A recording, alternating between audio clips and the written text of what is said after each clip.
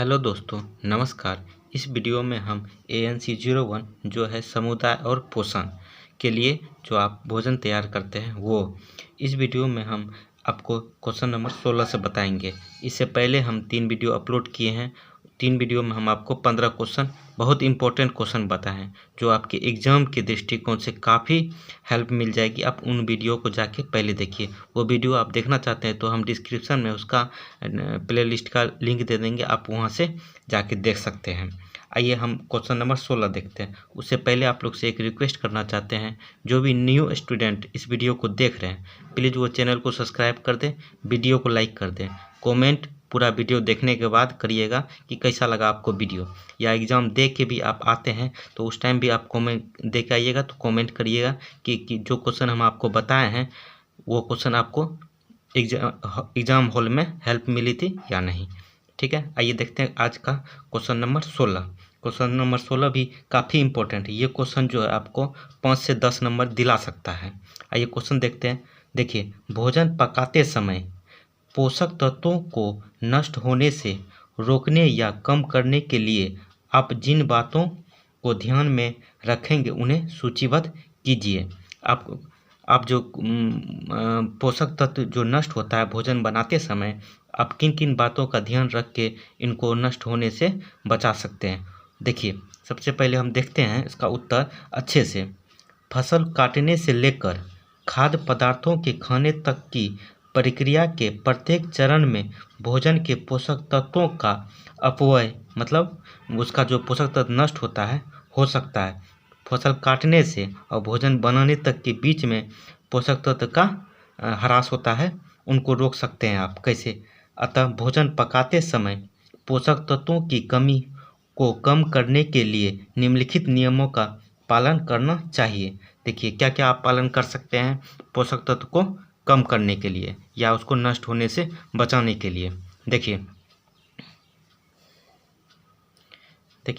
सब्जियों को काटने से पहले धोए।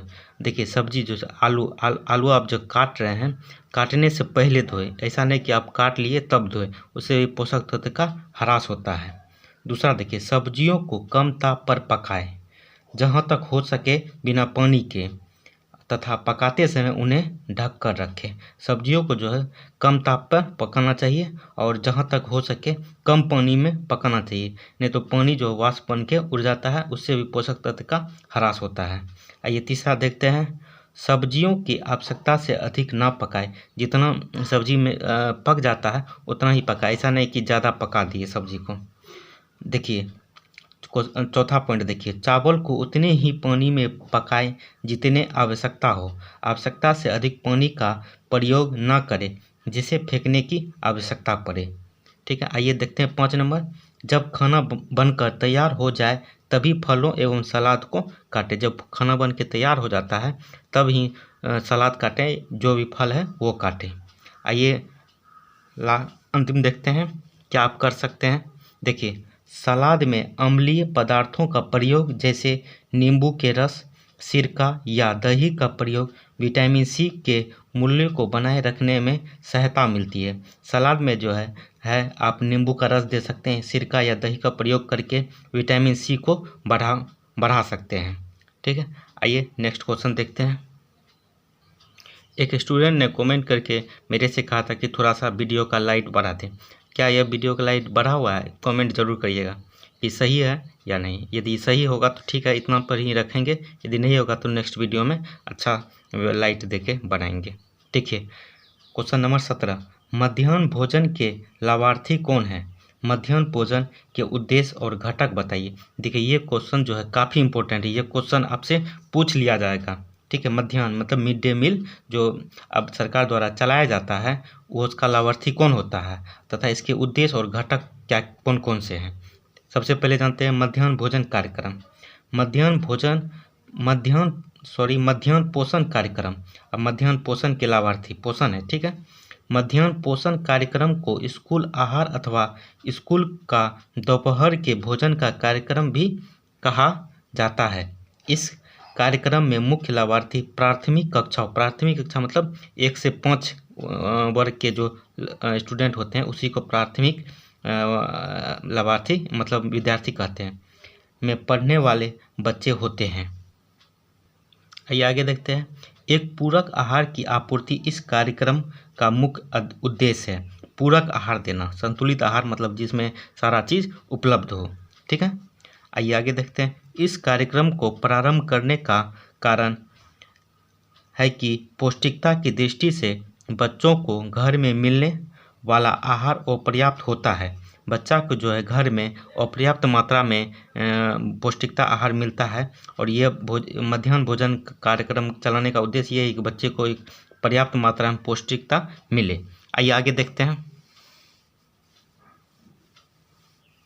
देखिए, बहुत से बच्चे विशेषकर ग्रामीण क्षेत्रों में आधे भूखे अथवा बिना कुछ खाए लंबा रास्ता तय करके विद्यालय आते हैं, इसलिए वे मुश्किल से ही पढ़ाई में अपना मन लगा पाते हैं तथा शिक्षा का लाभ उठा पाते हैं। बहुत से बच्चे हैं जो बहुत दूर दराज से आते हैं और उसको सही से खाना भी नहीं मिलता है, और यदि स्कूल में उसको सही से खाना मिले तो उसको पढ़ाई में मन लगेगा। आइए देखते हैं इसका उद्देश्य क्या है।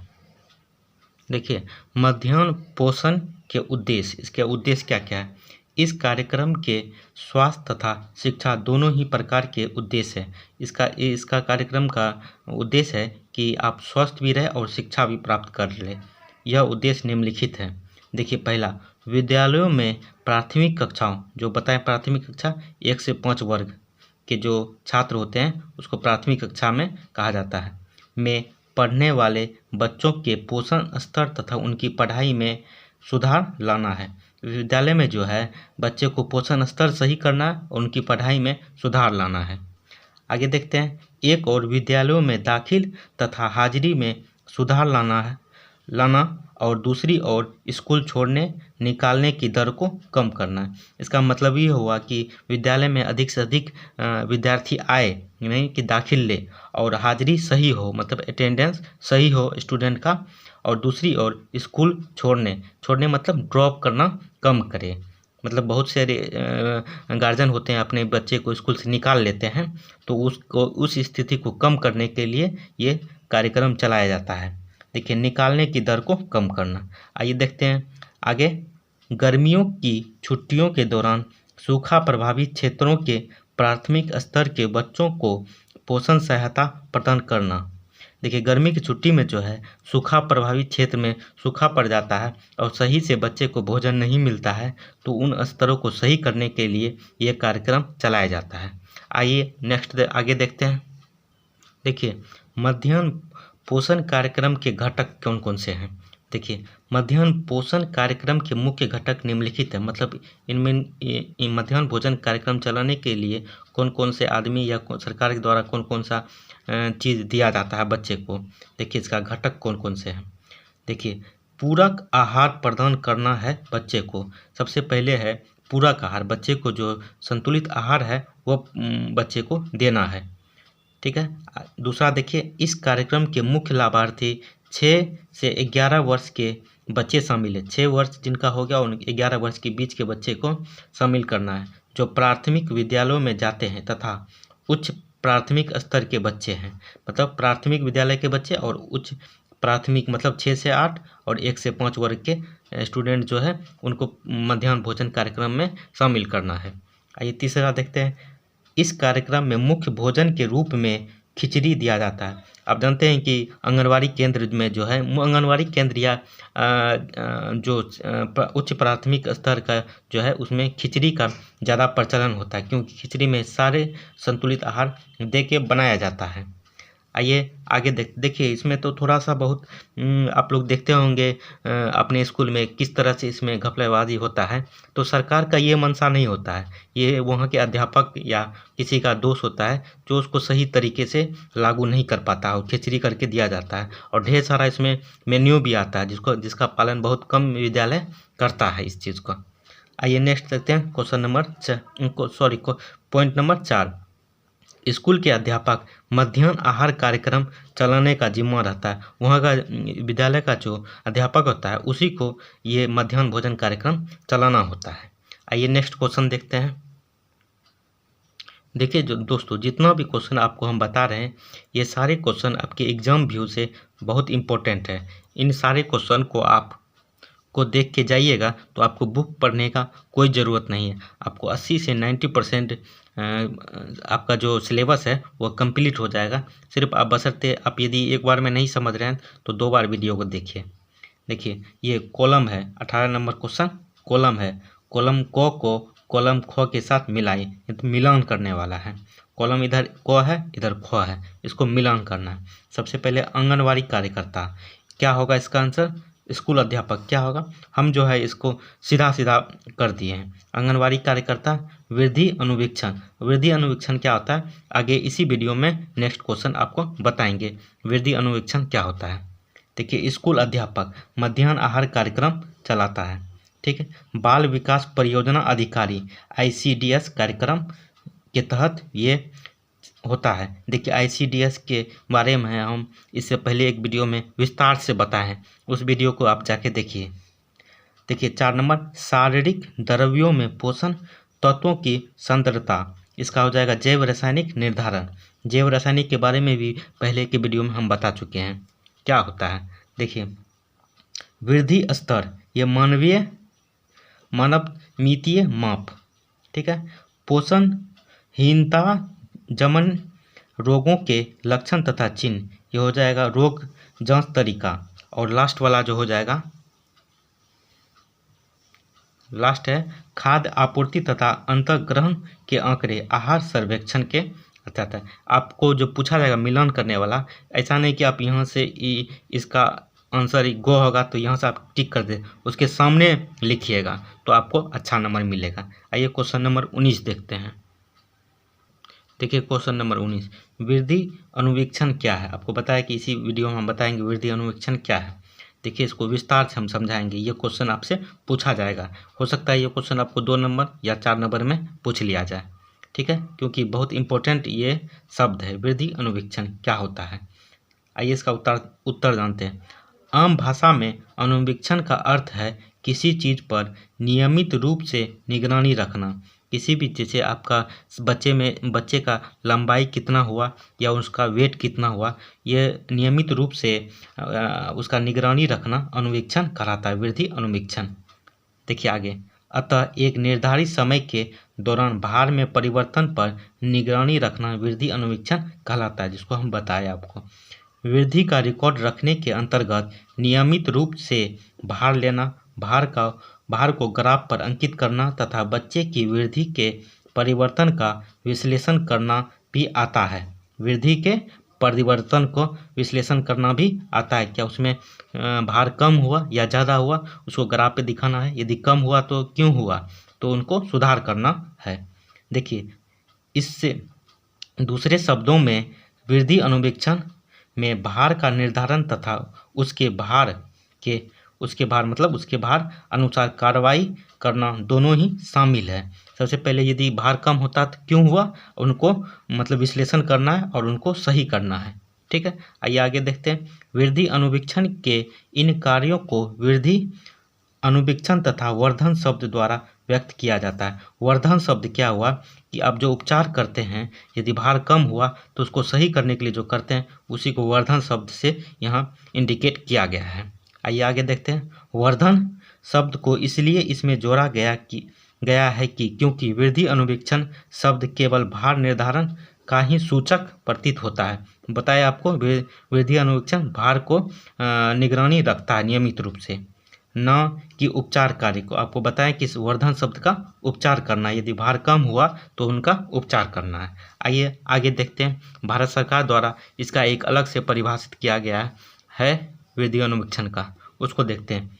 समन्वित बाल विकास सेवाएं, जो आपको बताएं इसका इंग्लिश में इसको ICDS दिखते, इंटीग्रेटेड चाइल्ड डेवलपमेंट सर्विसेज, या उसको हिंदी में समन्वित बाल विकास सेवाएं, जो आपको हम पहले के वीडियो में बता चुके हैं यह क्या होता है।